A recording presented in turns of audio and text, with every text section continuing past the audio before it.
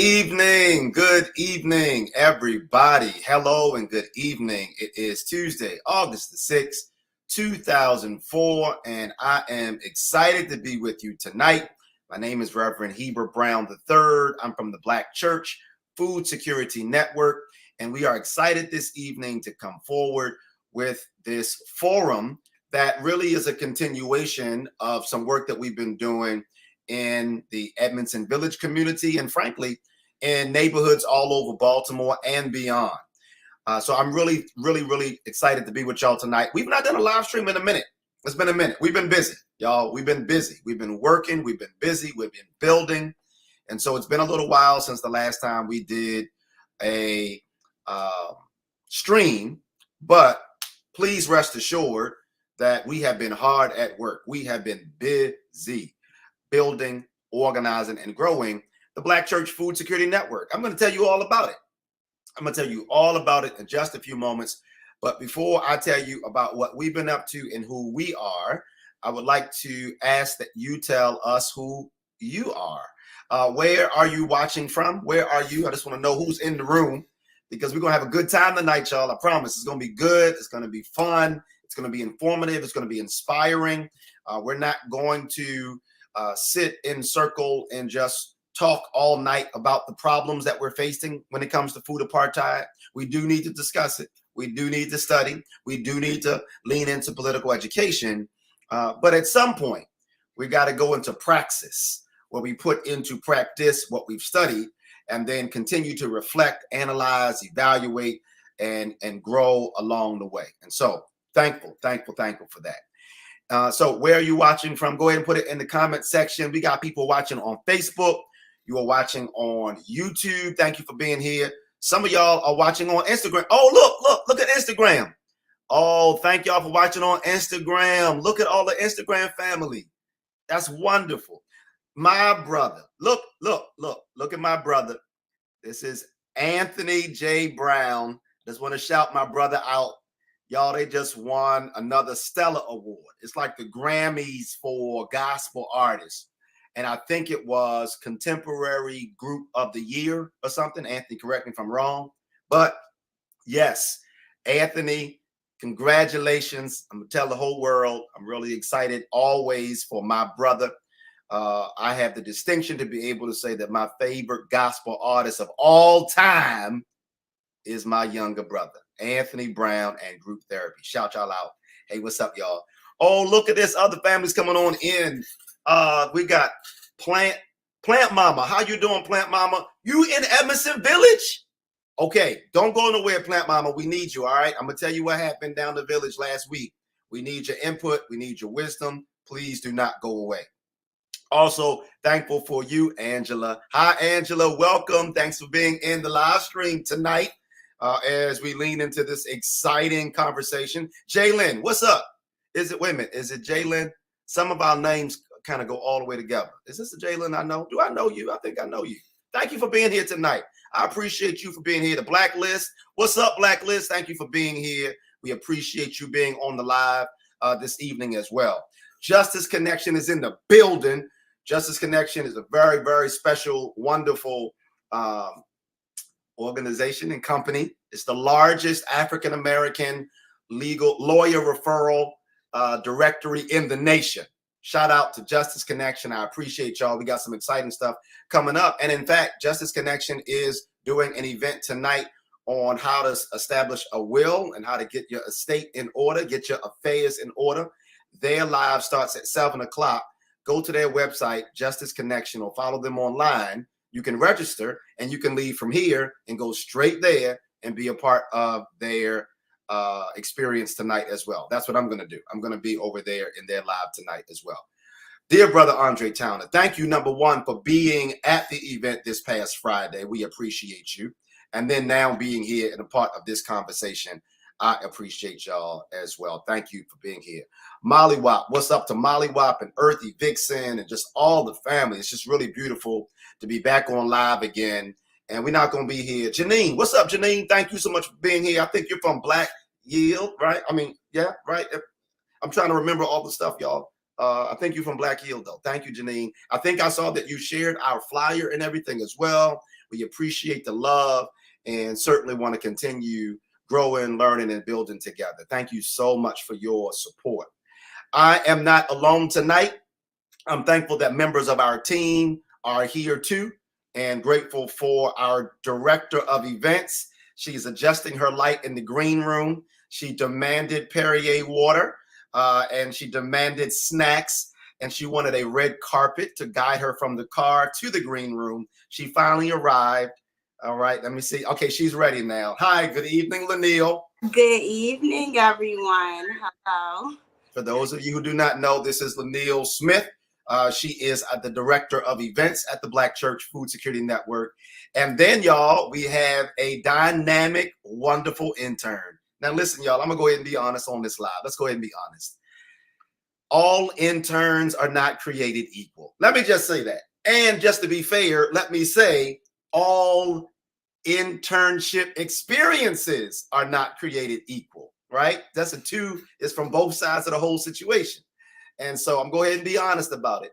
But when you find a great intern and a great connection, Lord have mercy, it really can take off. And that's what we have in this dynamic intern. Y'all, I want to introduce you to Damira Benson. Hi, Damira. Y'all. Hey. Y'all, listen to me when I tell you this.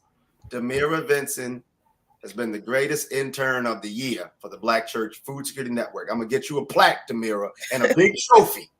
The greatest intern of the year right here in front of us, y'all, Damira Benson. And I am a little on the sad side because this is Damira's last week with us.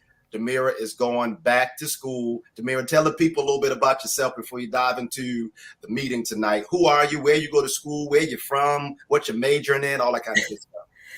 Yeah, my name's Damira. I go to Bucknell University. I'm going into my junior year.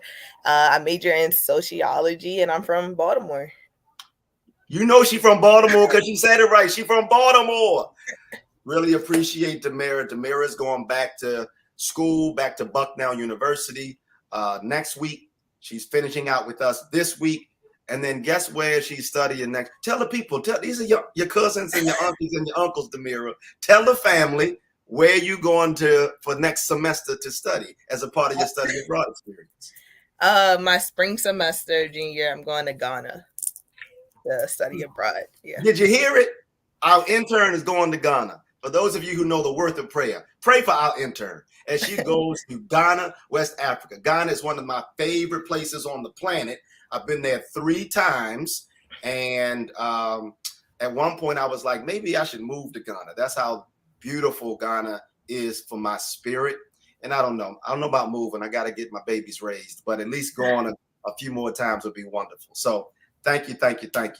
I appreciate you, Damira. Thank you, Lanille. Lanille, do you want to say something about yourself? I know how much you love being on camera and talking to the people. No, actually, in honor of this being Damira's last week, I think that we should just honor Damira today. I will be around. You'll be around. Okay. Mm-hmm. We'll just give you the love then today, Damira. Family, so we're going to lean in a little bit, y'all. I'm going to give a 101, a quick, brief introduction because time is already moving on us. A brief, quick introduction to the Black Church Food Security Network. There's some love for you, Damira. And for those of you who do not know, the Black Church Food Security Network was started in 2015 here in Baltimore, in the midst of the Baltimore uprising. Our church at the Pleasant Hope Baptist Church, I pastored there for a number of years, and I led that congregation in starting a vegetable garden in the front yard. The momentum from that garden at our church grew, and it spread to other congregations around the country. And it began to plant in my mind this idea of what might happen if we had more Black churches utilizing what they already owned to address food apartheid in Black communities. I'm talking about land and kitchens and classrooms and vans. I'm talking about organized people. I'm talking about cooperative economics in the form of offering. I'm talking about history and heritage and track record. What if we brought all that together to tackle food apartheid, to further food security and food sovereignty in Black America? And so that was the idea that started rolling in my head. And then in 2015, in the midst of the Baltimore uprising, it served as a catalyst. That time served as a catalyst to push us to start this network and have Black churches grow food, buy from Black farmers, and double dutch into the food ecosystem in some kind of way that furthered security and sovereignty as it relates to food in our community. That's the short of it. It started out as one church in Baltimore, and now we are nearly 250 congregations across the United States. Did y'all hear me? In 9 years, from one church to about 250 churches, and still rising. More on that later, but that's who we are in a nutshell. But Baltimore is home. And while we are grateful for all of the work we've been able to do amongst the 250 congregations across the United States, I grew up in a family where people said, charity begins where? Somebody know it. Somebody grew up in a family like mine or in a community like mine, and you always heard this little phrase, charity begins where? I'm gonna wait. You know, come on, tell me. Where does it begin?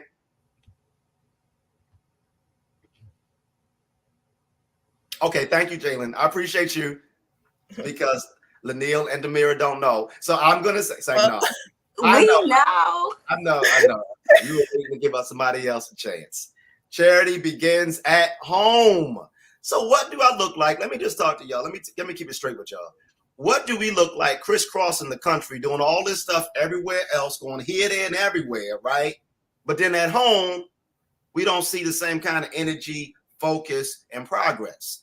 And so Lanil will tell you, in January of this year, when we had our visioning, dreaming, and strategic conversation about what this year would look like, I said in January, in fact, I said before January, that this would be the year where we focus on Baltimore. We got to take care of home. We got to build up home. I want Baltimore to be like a model city. I want it to be like a demonstration city for what Black food security and Black food sovereignty can look like in a major city. And I know that our organization by itself cannot do that, but we have something to offer to the larger collective and all the other wonderful organizations that are working to make this possible.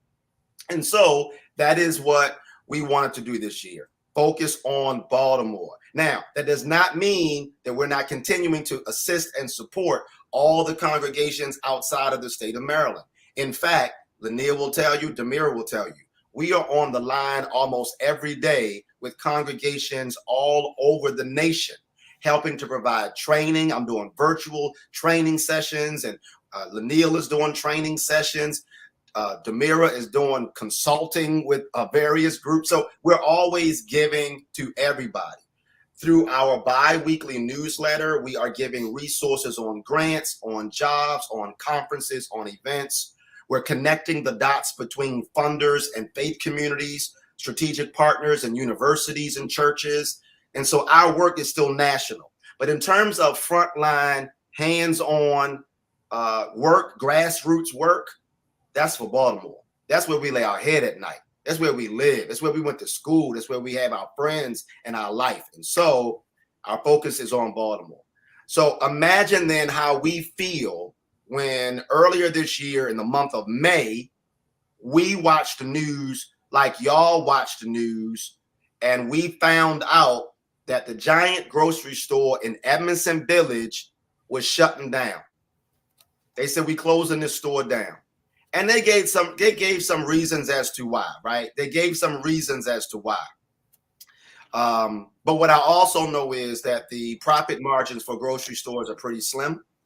What I also know is that this giant, this is my suspicion, this giant, like some other stores, can prop up fake excuses and reasons as to why they need to leave. And some of those things that we heard was people keep on stealing from the store, and so we can't stay here. I'm not so sure that that's the main reason, but that's something that they said. And so when we heard this news that they were closing, and they actually did close in June of this year, they announced in May that they were leaving, and by June, they were gone. And when they left, we was like, wait a minute. You can't leave our cousins in Edmondson Village like this. You're not going to have us just out here like this without the seniors and others in this community having access and agency to the communities to the food that they need.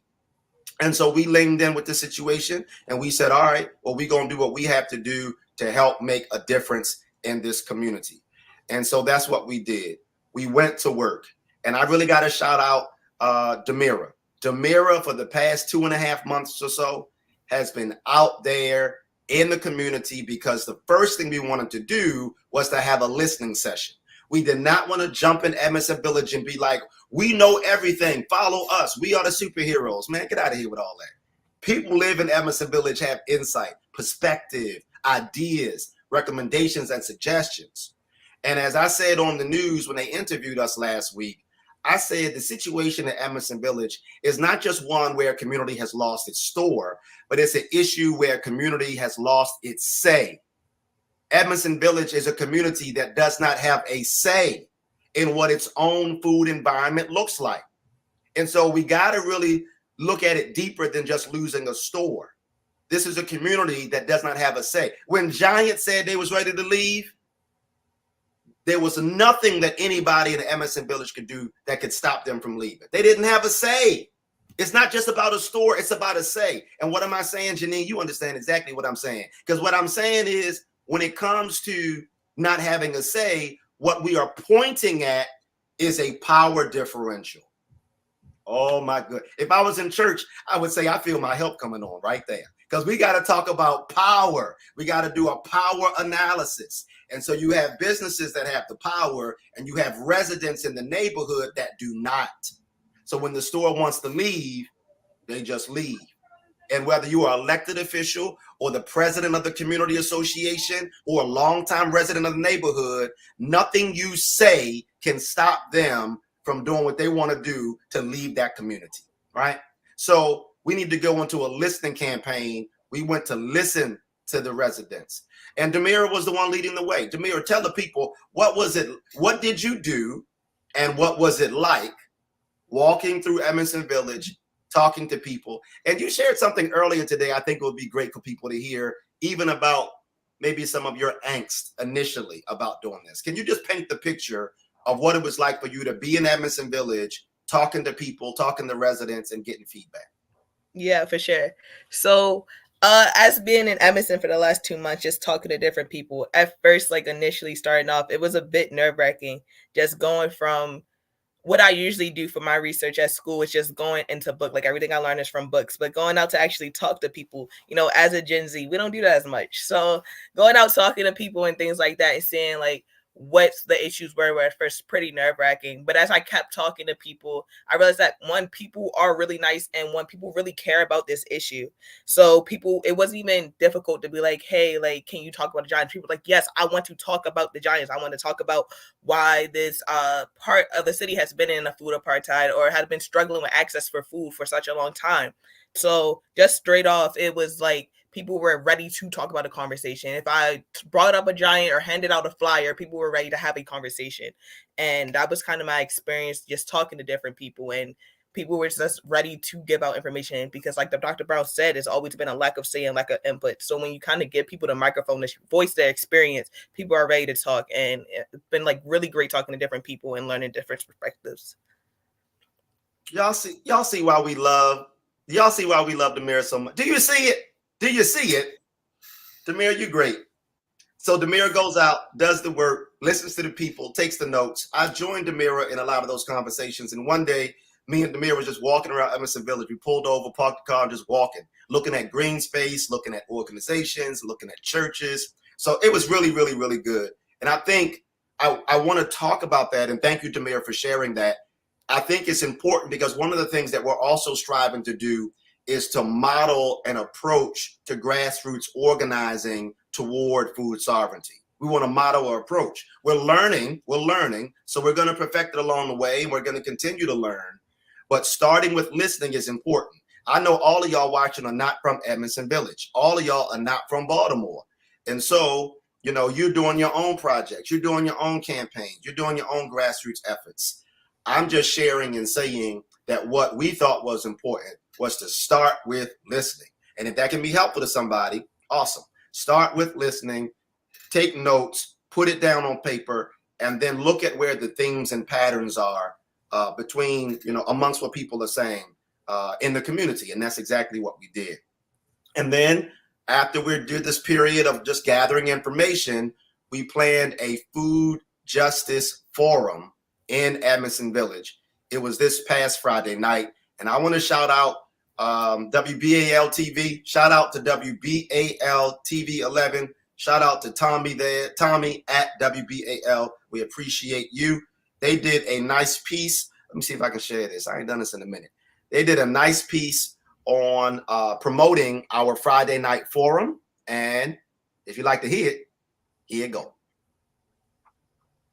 Grassroots effort is searching for solutions to food insecurity in Baltimore. Later today, the Black Church Food Security Network will host a forum to share ideas. And 11 News reporter Tommy Clark is live at the 11 News Live Desk. And Tommy, right now they're specifically addressing the Edmondson Village community. That's right, Lacey. It comes after the giant grocer closed there a couple months ago. Since then, the network has been on a listening tour to find out the extent of food insecurity in the neighborhood and how they can help. Today, the Black Church Food Security Network team will host the Edmondson Village Food Justice Forum. Their team will share what they've learned and offer potential solutions. Already, ideas range from initiating direct farm-to-community partnerships to planting community gardens at local churches.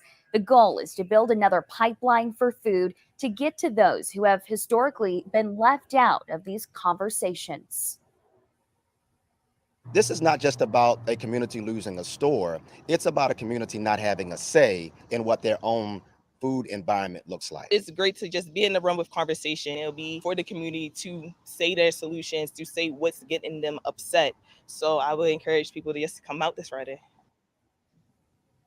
All right, so the forum is at Connexion Point Church this evening. It'll go from 6 to 8 p.m. Now, people who live in the area, as well as those wanting to learn more or share ideas, are all welcome to attend. Live in the newsroom, I'm Tommy Clark, WBAL TV 11 News. Right, that's where it was. And so we had that great piece. They helped to promote the forum. And then the forum happens last Friday night. And I got to tell you, I was a little nervous. I will confess. And the staff probably felt my nervousness because we had worked so hard to have this meeting, to get this thing going. And then a storm of biblical proportions comes in the direction of Baltimore. I'm telling you that a storm came through and made all the trees bend down low. And I was a little nervous about that. Then the other thing I was nervous about was there was a festival here in Baltimore called Artscape. And this was the first night of Artscape, and none other than Shaka Khan was the headlining artist at Artscape. People were really excited about that. In fact, even our director of events said, I'm not coming to work. I'm going to go to Artscape and check out Shaka Khan. He was joking. But so I was nervous for a couple of things. I was like, man, we did all this work, spent all this money. Are people really going to come, right? But guess what, y'all? They came. Yes, they came. And we're going to show a little slideshow and have Demira talk a bit about some parts of this. And I'll talk about other parts of it as well. Let me see here. Yeah, because this past Friday night, and thank you, some of you were there. If you didn't make it, no worries, y'all. No worries. This is a marathon. We're going to be here. We're going to do this work. It's going to happen. So no worries at all. But here is a little piece of how things went down. I'm gonna share. Boom. So we are our own solution. Visions for food sovereignty in Edmondson Village. Here is what we got. This was the forum. Y'all, we had how many people would you say, Laniel, was at this forum? About 60. About 60 people came out Friday night. And I loved it. It was a cross section of the community. We had pastors, we had elected officials, we had longtime residents. You had people whose parents lived in the community and they wanted to be there and they brought their parents with them. We had the babies there, the children there, the seniors. I mean, it was the teenagers. It was just an awesome cross section of the community. And I feel really good about what we heard as a sampling, a representative sampling of the wisdom and the genius that was already in the room that night. That is Demira up in front of the crowd, giving a wonderful presentation to the people. We're grateful for that. And then, it was beautiful because we had, we spoke at a youth program for girls the day before. Was it the day before or the day of? The day before our event. And one of the little girls in the session was just so amazing. I asked these young, brilliant girls, I asked them what they would propose in terms of a solution to address food apartheid in Edmondson Village. And the little girl that's pictured there alongside me on the screen had a phenomenal idea that I'm going to tell you about a little later. But she came with her mom. They came to be a part of the session and the conversation. And her mom as well, dynamic. Her mother is a nurse in the herbalist community, a very big, heartful community. And so we're going to be doing some stuff with her as well.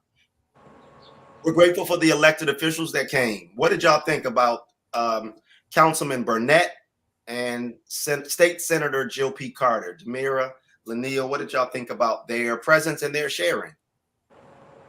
It was really important that they were there to hear from the people that are affected by Giant actually leaving the community. I think it was an amazing opportunity for the people to be heard directly. Awesome. Demira, what did you think? Elected officials showed up Friday night, Baltimore City Council member, a member of the Maryland General Assembly, State Senator Jill P. Carter. What are your thoughts on elected officials being there? I think it was encouraging because they offered words that were like, we're going to actually be here for you guys. Like, we see y'all and we hear y'all, and we're working to make sure like food insecurity is no longer a problem.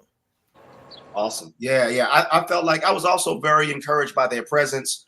I was also thankful that they contributed, they showed up, and they did not work to try to take over the meeting.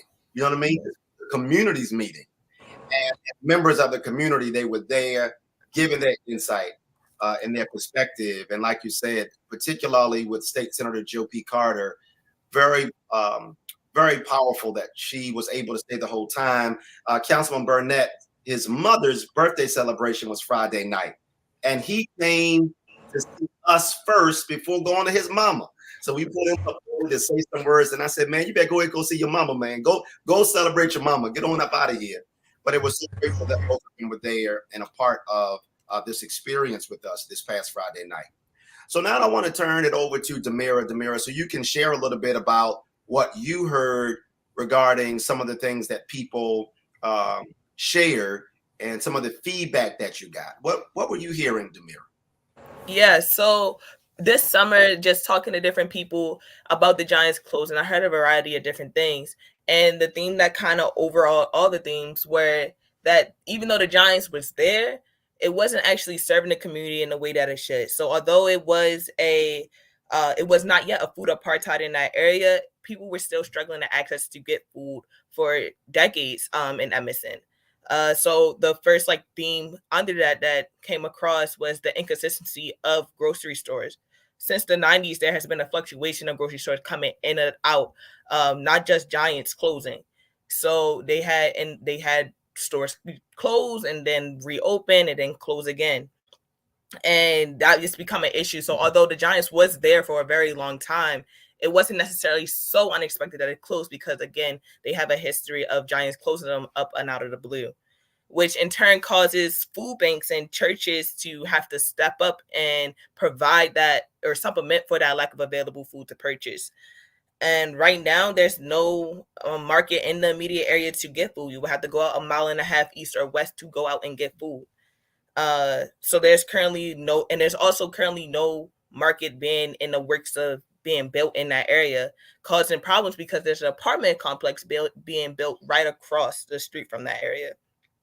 And right across the street from where the Giants was. So now there's the issue of where's those now 300 families about to get food? And also the reality of the Giants was it was not welcoming environment. Prices and produce continued to fluctuate, and Giants was still hard to get to if you were a senior citizen.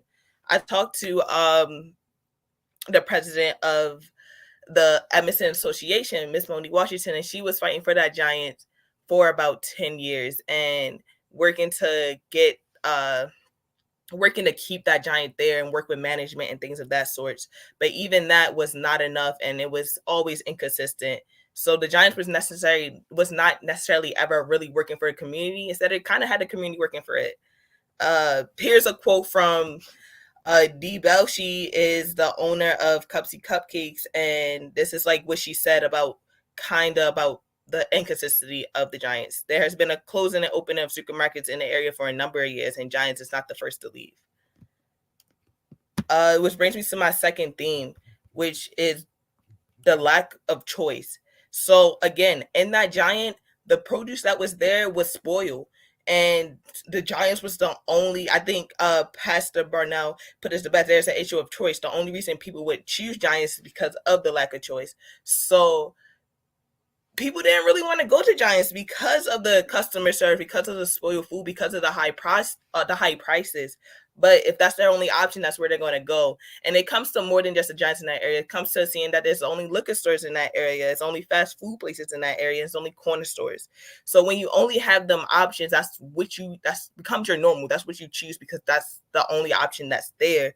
And even when it comes to charity giving out food, there's a lack of fresh produce. And as I was talking to people, they were saying what they want is produce. They want food that they ask for and not because it's just there.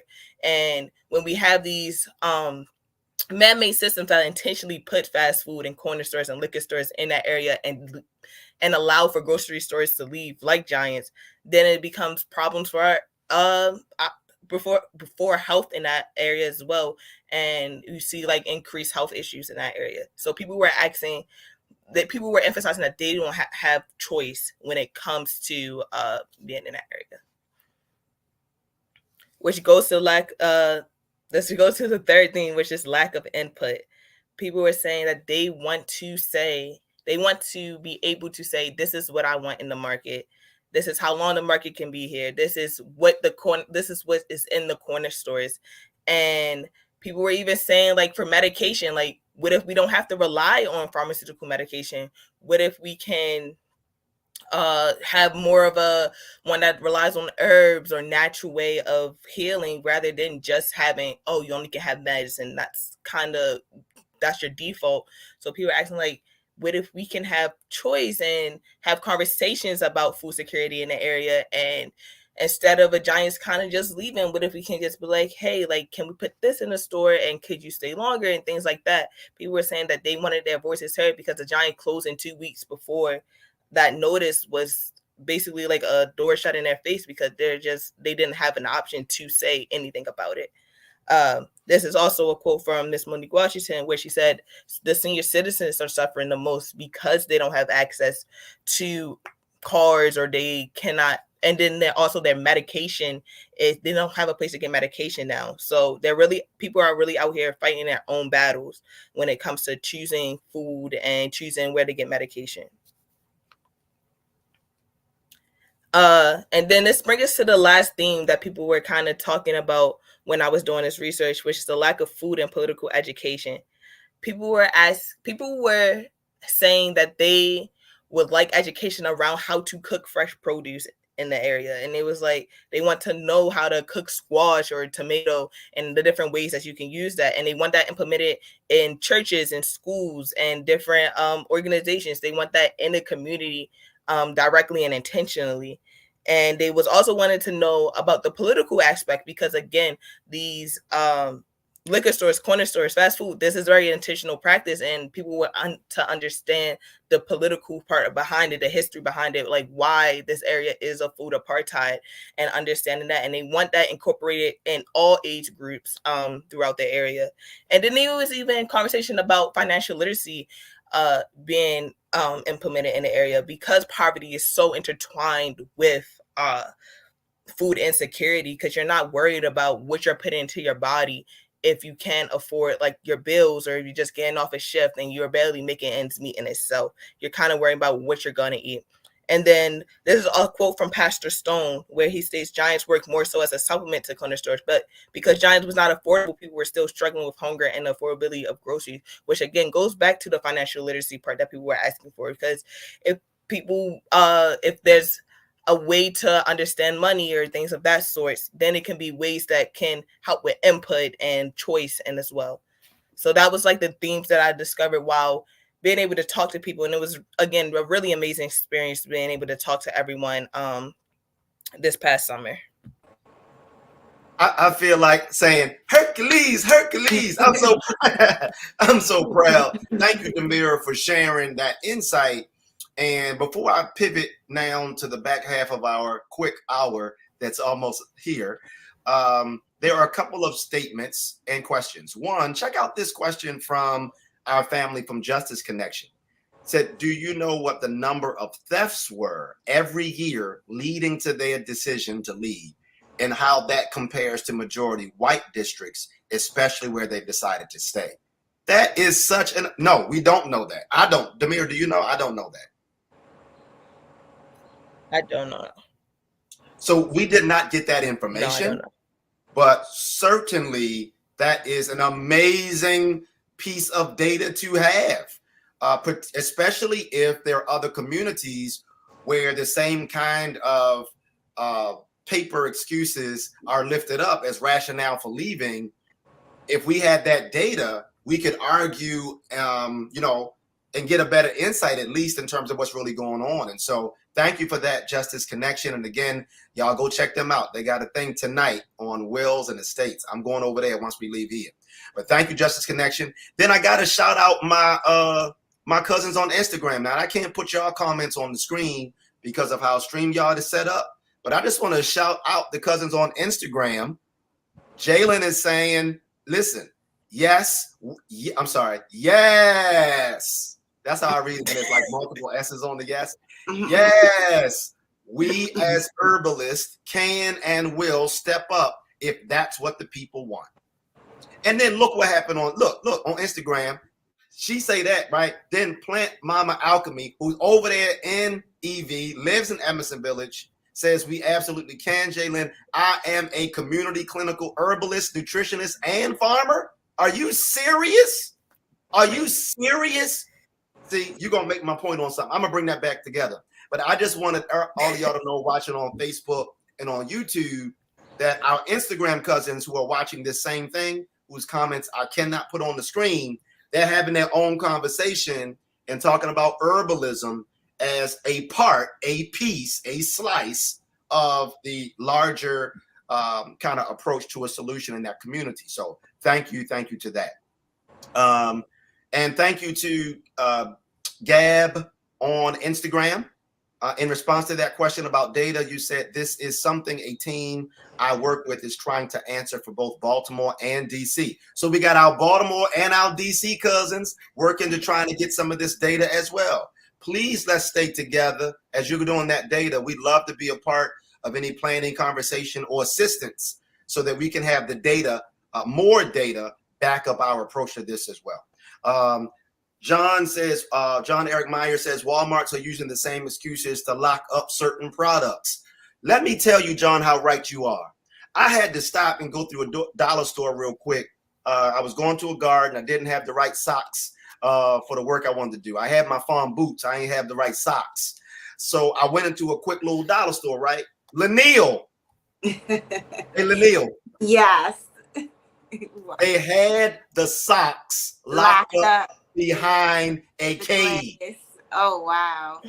I said to them, are times that hard that y'all got to put white tube socks behind a cage under lock and key? I couldn't understand it. So, John, you are so right that this is a practice when it comes to locking up things behind the cage and under lock and key. There's a whole lot going on. And so that is what Demira just shared with y'all is what some of what we heard. And let me just say real quick, we're still listening. We've not stopped listening. I'm listening to y'all tonight. Plant Mama, you talking about you live in Edmondson Village.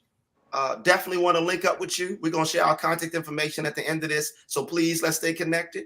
I had a inbox message from a good sister of mine, Sister Jessica Fauntleroy, wonderful, wonderful, brilliant sister, living over there in Edmondson Village as well. I did not know that I knew so many people in my own personal circle that live in the village. And so we want to stay connected. We're going to keep listening. We want to keep perfecting and growing based on what we're hearing and based on the finger on the pulse that we have in that community as we're doing this work together.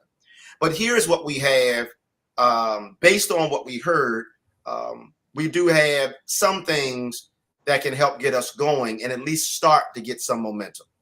And so initially, the thought that came up, and really this came up at the end of our time together, is that there needs to be better coordination amongst the existing resources in Edmondson Village.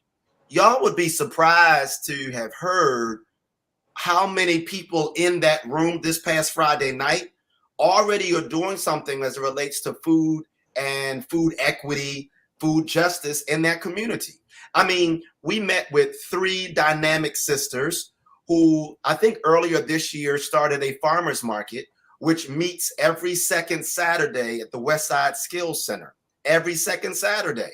Who knew? They were in the room. So when we opened the floor for conversation, these 3 sisters stood up and said, hey, we do a farmers market.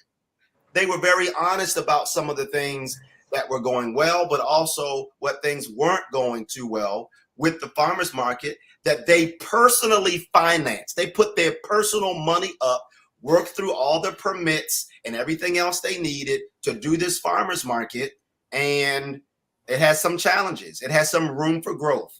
And I applauded them just for being honest to say, hey, we got something here. It can be better. Because that gave us room to say, okay, well, let's work together then and improve it. So this coming Saturday, their farmers market is happening at the Westside Skills Center. And me and our team, our staff, we're going to go and check it out. And because we want to see what it looks like in action. Do you know the time, Lanil? I'm blanking on it right this second. The time for this farmers market, do you know? Or Demir, do y'all, one of y'all know? If not, we're going to find it before we get off. Yeah, we'll let you know before we get off. I believe it started at 10 a.m. though, but don't quote me. Okay, so we'll find that and share it. But this was something that came up that night. There were women in the room that said, we've started a farmer's market. We were so glad to hear that.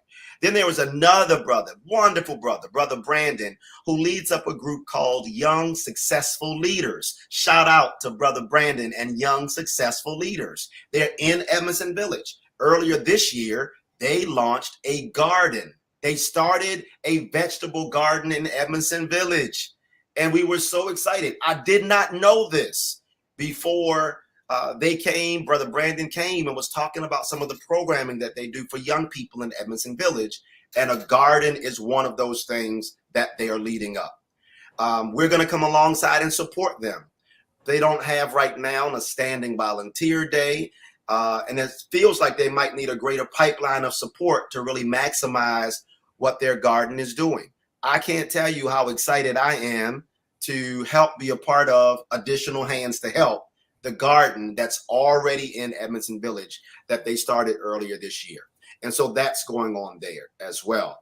The other thing that was already present in the community was programming from the Maryland Food Bank. And we're so thankful for Sister Kayla from the Maryland Food Bank. She was there and in the room. And she shared with everybody that there are tractor trailers full of food that are already coming into Edmondson Village at various churches and community organizations. And y'all should have heard when Kayla said that to the room, there were people listening to her who were shaking their hands saying, what? I didn't know there was food already coming here. Again, it goes back to the point of this particular slide that there needs to be a greater and better coordination of the existing resources and the existing initiatives that are already moving and shaking in Edmondson Village. And so that's one of the things that we see as an opportunity. And if you are watching this and you want to be a part of supporting, helping to coordinate and publicize and promote what's already going on, we want to link up with you. Let's work together. Let's put out a shared calendar. Wouldn't it be something if there was a shared calendar where everybody doing anything related to food or nutrition could go to one place, see all the information in one place, and be able to plug into what's going on in their own community and help to spread the word? Right now, it feels like things are a little bit of everywhere, but if with a greater organization, we can bring things together and help spread the word even further. If you want to be a part of that, let us know. We want to work together with you. We want to bring you on in, and there probably would need to be printed calendar, online, text. We'll find whatever method and medium, poster, whatever is needed. We're ready to do it all to make sure the word gets out. So that's one of the things that we're proposing as a way forward. And it's a more immediate thing. And just to say very quickly, we want to think about short-term, midterm, and long-term solutions. And coordinating what's already happening is certainly on the short-term end of the piece. The next thing we lifting up is just our existing BCFSN programming. So y'all know we do gardens on church-owned land. I told y'all in the beginning, we host Black farmers markets. We love to do it at churches on Sundays so that right after service, people can leave out of their sanctuary and buy directly from Black farmers and other Black business owners. Now, just real quick, we do it on Sunday because at least on Sunday, churches are able to guarantee a set number of people. They can guarantee a set number of people. And then also, we know that after church, y'all know what we do after church, pop quiz, second pop quiz question of the night. What is that thing that people do? For those who are churched and church adjacent, what do we do right after service on Sunday? Demira, I know you got the answer, but I'm going to give somebody else a chance. And I know Lanil knows. Does anybody know what our people do after service on Sunday? What is the first order of business? Praise the Lord. Look at all of, see, my Instagram cousins are fast and sharp. They understand what's happening.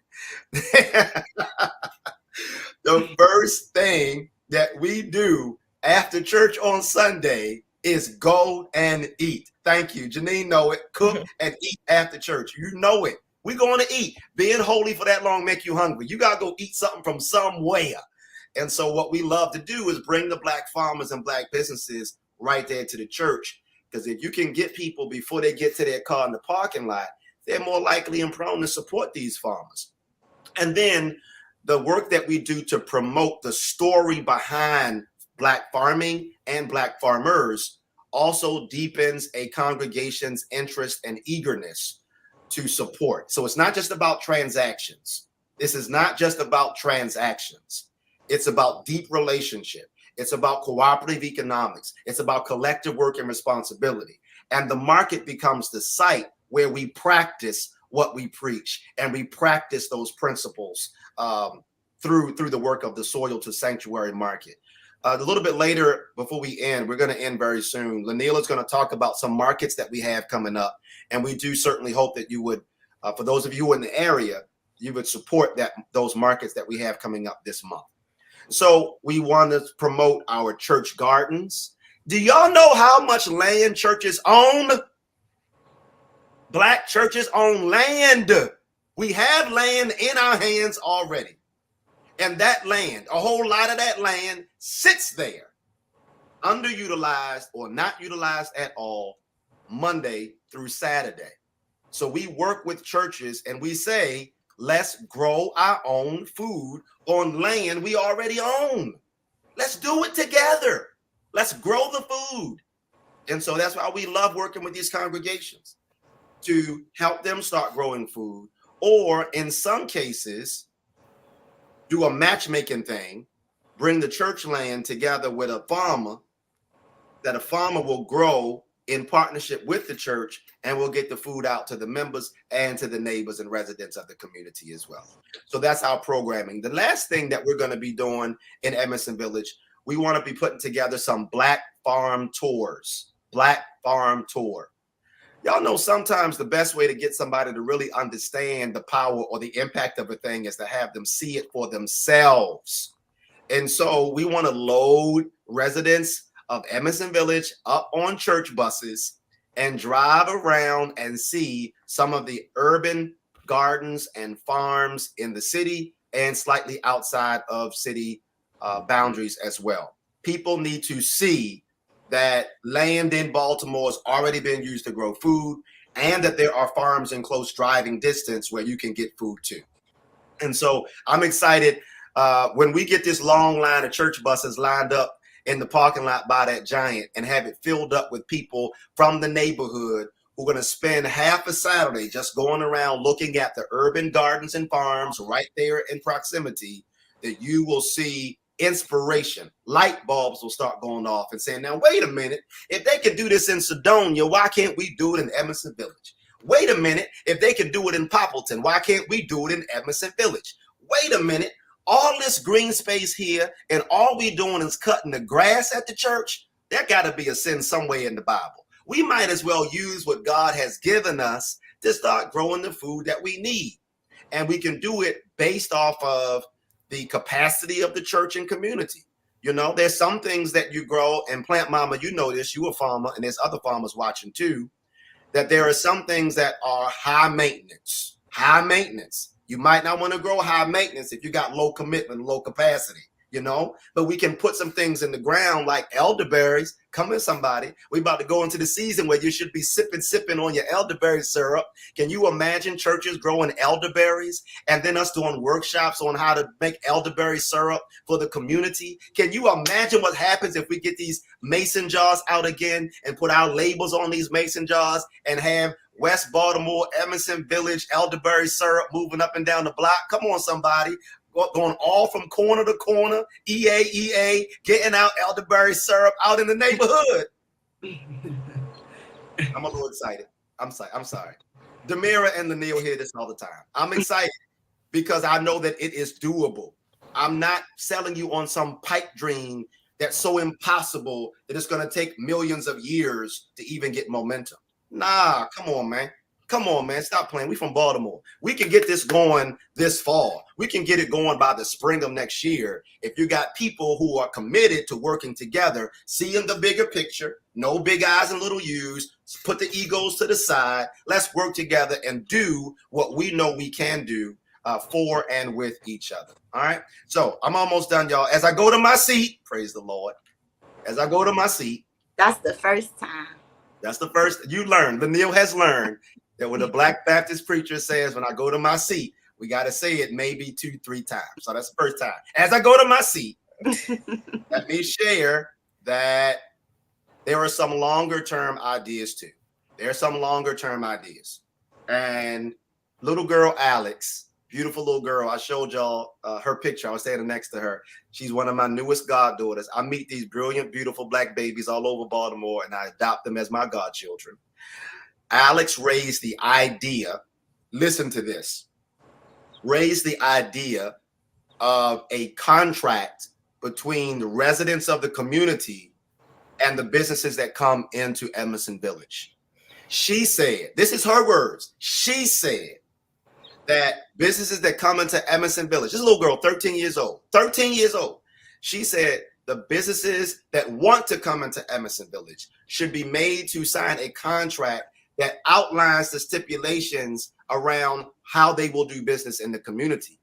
And a clause in the contract would say that you can't just up and leave us high and dry.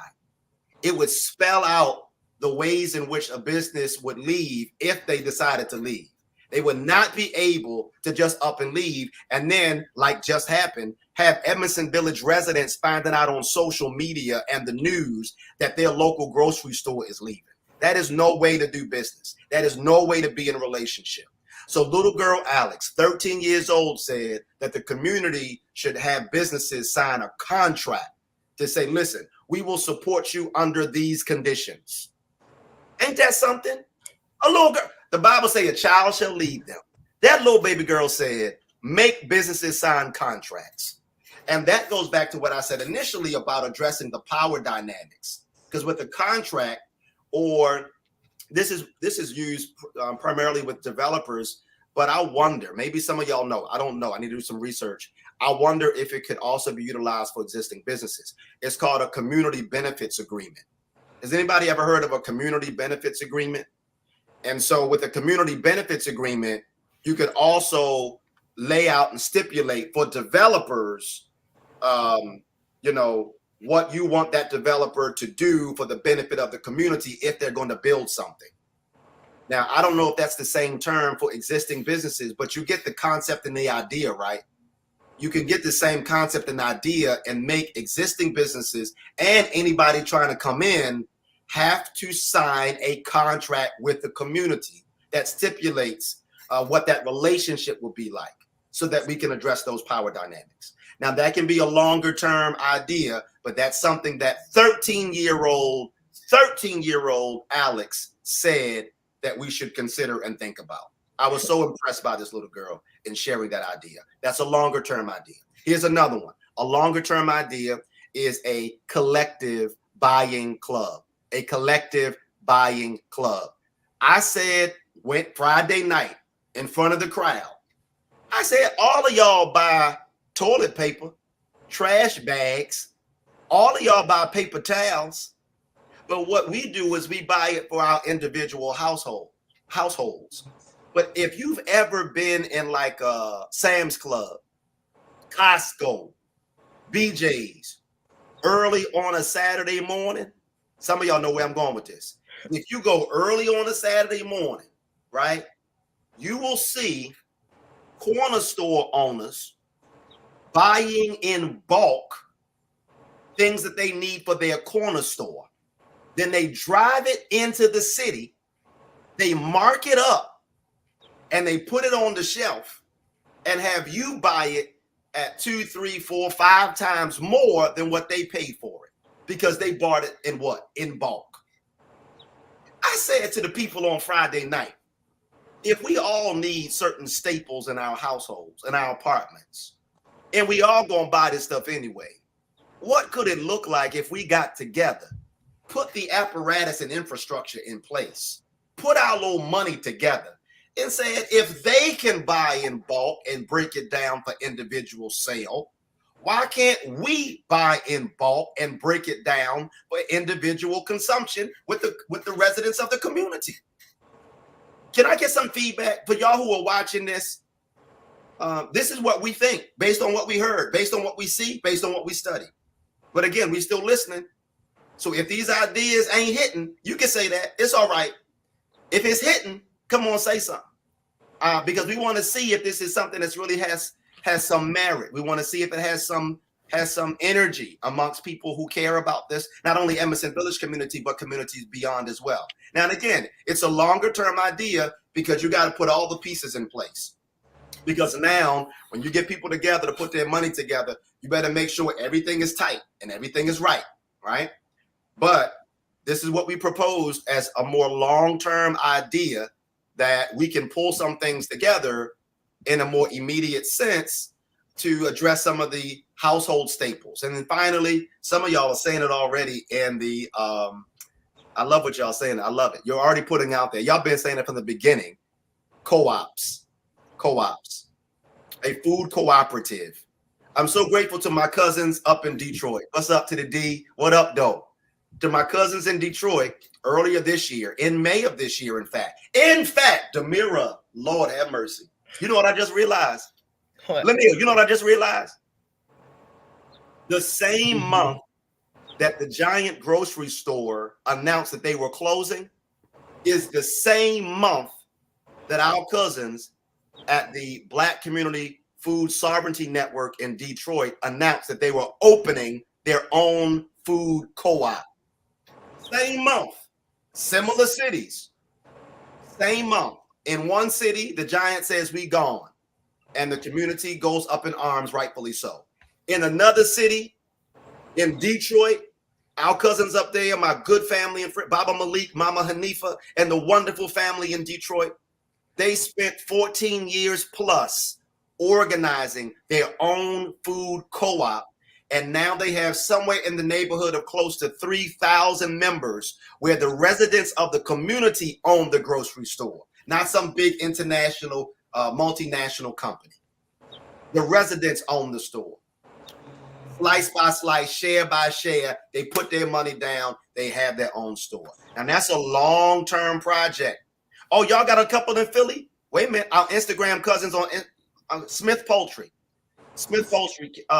Can you help school me on the co-ops y'all got in Philly? If you can put the name down or something, I'd love to share that with the family or do some more research ourselves. But yes, a food co-op. Now, y'all, that is not a microwave idea. Some of y'all grew up in the same generation I did. And some of y'all remember the crock pot. Who remembers the crock pot? Praise the Lord for the crock pot. Demira, you don't know nothing about no crock pot. I do know about a crock pot. Demira, no, Demira, no, Demira. You do not know about the crock pot. We have a crock pot. Who got a crock pot? My mom has one. Everybody uses Let me crock tell the pot. people then, Demira. Tell them that you know what a crock pot is. Look at this 20-something-year-old. Tell the people, Demira. It's slow cook. You put it in there in the morning and you wait all day, and then it's there. It's ready for dinner. There you go. Okay, Demira. And All right. Go ahead, Demira. Thank you, Demira. You just redeemed your entire generation.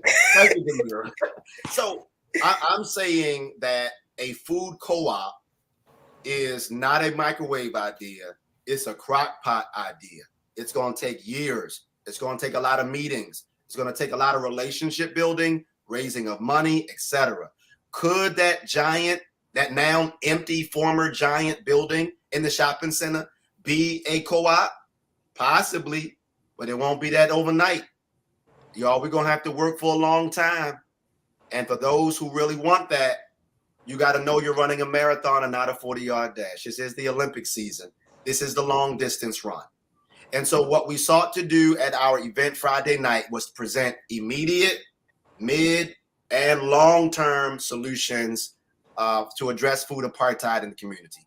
That's all we have, y'all. We about to go ahead and wrap it up here now, but I'd be curious to hear any other thoughts that you have about all that we shared. We're going to just finish with y'all's comments, and then we're going to share some next steps and some immediate things that we have coming up. Lucy Howard, hey, cuz. Lucy Howard says, food co-op is an awesome idea. Thank you so much. Definitely could be a co-op.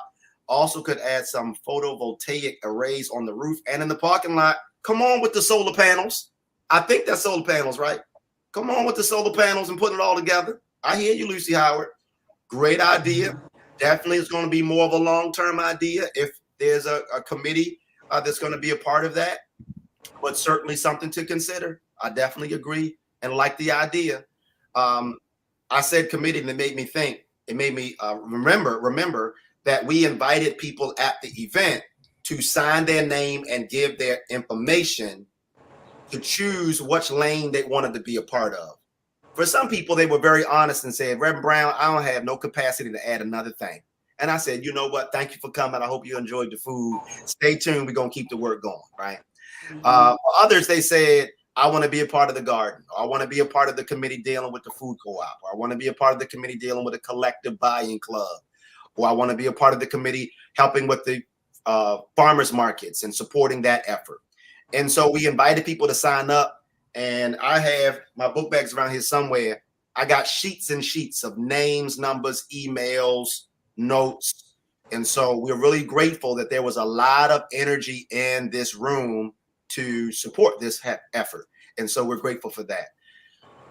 We're going to go ahead now and turn it over to Lanille because she has some immediate next steps. But let me say before I turn it over that if you're interested in joining us and being a part of this effort, please hit us up. We're going to put the inbox. We're going to put our stuff out here.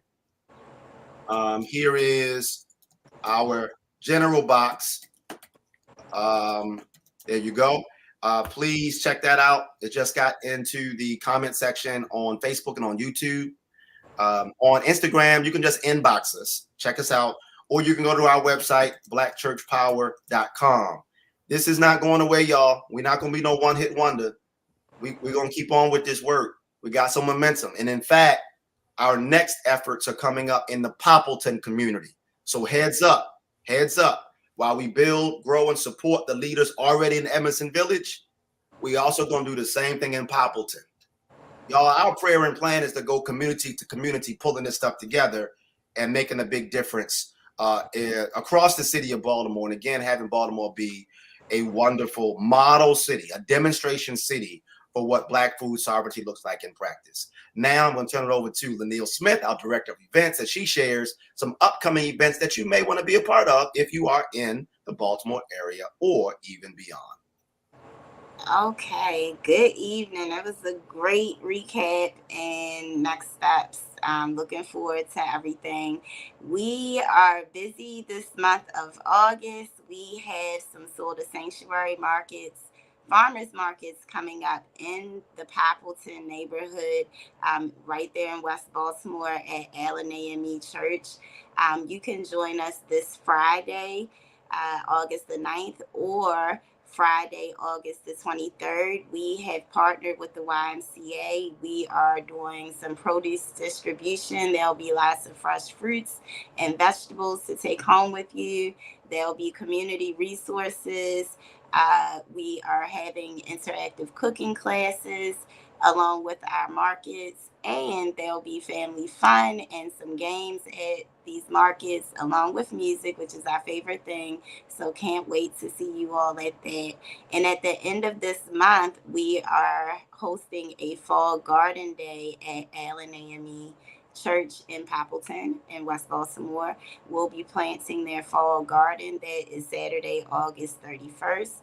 From 8 a.m. to 12 noon. We are asking that you all RSVP, and the bit.ly link is right there on the flyer. It's bit.ly Be More Pappleton, and we can't wait to see you all at any of these events, or maybe all of them, but can't wait to see you all soon. I'll keep on going. Well, it's the mailing list as well. Today, I don't know if you all are a part of our mailing list, but our newsletter came out today. Yes, it did. Did you forget? Nope. It went out early this morning, and y'all, listen, one of the best ways to get information about what we're doing is our newsletter. Go to blackchurchpower.com, put your email in, or for those who are able, scan the QR code, sign up. You can get our bi-weekly newsletter. We got grant information, job information. We got conference events, storytelling, updates, all the stuff. We pack it in our newsletter. So sign up today, y'all. That's the best way. It's the best way to stay up with what's going on. In fact, today I wrote about Edmondson Village in the newsletter. And so there's even more details in that newsletter. So please check that out. And then I think there's one more slide. Yup. Wait, before you go, did you mention that in the newsletter there's a link where we can share our activities and things that are going on within the network so that we can all support each other? Yes. And so, yeah, y'all, in the newsletter, it's not just about what we're doing. It's also about what you're doing. We have a link where you can submit information about your event, your job opportunity, your grant. You can submit that and we'll put it in the newsletter. We got about 2,500 subscribers across the nation. So we can help you boost it, put the word out even further. And so, again, we want to be that space that can help amplify and support what all of our organizations are doing, and not just what we're doing at BCFSN. We are one slice. I'm not trying to run around talking about we the answer. No. We're a part of the solution along with you, and shoulder to shoulder, we can make a great difference. Now, finally, here are all the ways to stay connected. blackchurchpower.com. You can hit us up in our email right there, info@blackchurchfoodsecurity.net. And then you can find us on social media at blackchurchfsn. And I believe we have come to the end of the road. Although we've come to the end of the road, we're going to keep on working in this great movement. I want to thank y'all for watching on Instagram, all the Instagram cousins. We appreciate you. Please jump in the DMs. Please. We want to get your insight, your perspective. We want to get more ideas. We want to work with you. If you're doing something, we want to work with you. We want to partner. We want to collaborate. Let's figure it out. I think we can make a greater impact by working together. So inbox us, get in the box, send us an email, sign up for the newsletter. And we're going to resume our monthly mass meetings in September.